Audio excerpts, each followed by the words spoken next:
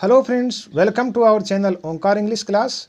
देखिए, last video में मैंने आपको इन्फिनेटिव के बारे में पढ़ाया था।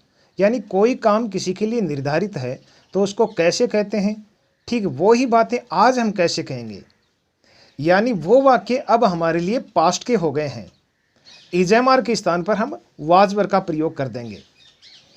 तो इसमें आप देख रहे हैं क्रिया यानी ना नी ने आता है। इसका मतलब इंग्लिश में टू प्लस से first form of man verb होता है, जिसको हम इन्फिनेटिव कहते हैं।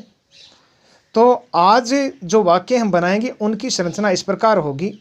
सब्जेक्ट आएगा, उसके बाद में वाज वर आएगा, यानी पहले उसमें इजएमआर था, इसके बाद में टू और इसके बाद में first form of a man verb object.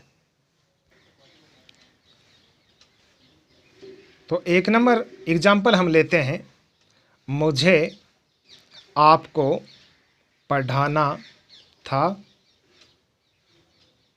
ना इसका मतलब इन्फिनेटिव है, था इसका मतलब पास्ट है। तो ये इस प्रकार हो जाएगा, I was to teach you. 2 number example है, आपको मुझे पढ़ाना था, यानी you were to teach me. अब आप देखते हैं 1 नंबर वाक्य में आई का मतलब मुझे है, 2 नंबर वाक्य में मी का मतलब मुझे है। अब यदि किसी ने आई का मतलब मैं और मी का मतलब मुझे पढ़ा है और वो अंग्रेजी में अनुवाद करना चाहें तो वो ठीक ठीक अनुवाद नहीं कर सकता। किसी को लगता हो कि इंग्लिश में बहुत सारे वर्ड्स हम याद कर लेंगे, उसके बाद में हमें अंग्रेजी आ जाएगी, तो वो गलत है। अंग्रेजी में ठीक ठीक अनुवाद करने के लिए वर्ड्स पावर के साथ साथ उसकी व्याकरण का ज्ञान होना भी आवश्यक होता है। इसके बाद में आप 3 नंबर एग्जाम्पल देखें, उसे चाय बनानी थी, यानी शी, उसे यानी शी ही भी हो सकता है, वाज टू मेक टी। अब ये थी है वो चाय के लिए है, शी के लिए नहीं। आपको लगता हो कि वो स्त्रीलिंग है इसलिए थी आया। यानी हिंदी की जो क्रिया है कभी कर्ता से प्रभावित होती है तो कभी कर्म से। ये निश्चित नहीं है कब कर्ता से कब कर्म से, लेकिन इंग्लिश में निश्चित है कि हमेशा सब्जेक्ट के अनुसार आती है। तो आगे आप देखें, मेरे दोस्त को जूते खरीदने थे।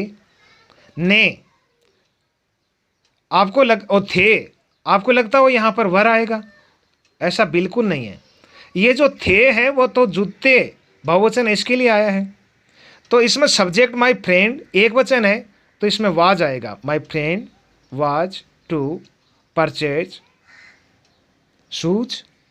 5 नंबर एग्जाम्पल देखें, उसे कपड़े धोने थे। ठीक वैसे ही इसमें थे है लेकिन वर नहीं आएगा, ये हो जाएगा he was to wash clothes. देखिए, इंग्लिश है वो नियमों पर आधारित है, बेस्ड ऑन रूल्स है, और English is easier than Hindi. English Hindi से आसान है। ये एक अलग बात है कि हिंदी में सरल लगती हो, क्योंकि वो हमारी मदर टंग है बस।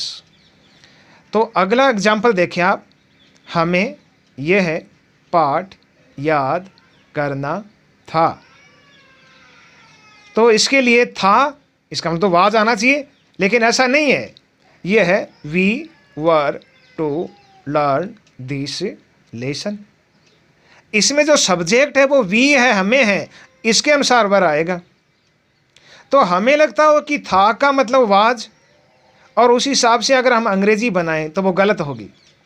अगला एग्जाम्पल देखें, उन्हें आज यहाँ आना था। तो दे वर टू कम हियर टुडे। एक बात और देखें, यदि अंग्रेजी के वाक्य में 2 प्रकार के एडवर्ब आ रहे हो, जैसे हियर है वो भी क्रिया विशेषण है, टुडे वो भी क्रिया विशेषण है, तो पहले स्थान सूचक जो क्रिया विशेषण है वो आएगा, एडवर्ब ऑफ प्लेस आएगा, उसके बाद में एडवर्ब ऑफ टाइम आएगा। ये इनका सीक्वेंस होता है, क्रम होता है वाक्य में। अगला उदाहरण देखें, मेरी बहन को विद्यालय जाना था। यानी my sister was to go to school. अब उसमें कल जो हमने पढ़ा उसमें था मेरे बहन को विद्यालय जाना है, तो वहाँ पर हम इज कर दिया और अब यहाँ पर हमने वाज कर दिया, बस फ़र्क यही है। इज और एम के स्थान पर हमने वाज कर दिया और आर के स्थान पर हमने वर कर दिया। इसके बाद में अगला उदाहरण देखें, मेरी माँ को खाना बनाना था, यानी my mother was to cook food.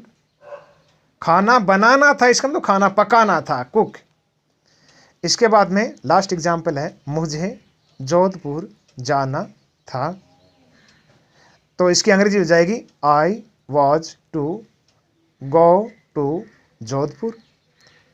यानी लास्ट वीडियो में मुझे जोधपुर जाना है, तो वहाँ पर यहाँ वाज के स्थान पर एम था और इसमें एम के स्थान पर वाज कर दिया। दोस्तों, मेरा वीडियो आपको अच्छा लगा तो इसको लाइक करें, ज़्यादा से ज़्यादा शेयर करें और यदि अब तक आपने मेरे चैनल को सब्सक्राइब नहीं किया है तो इसको सब्सक्राइब अवश्य करें। Thank you.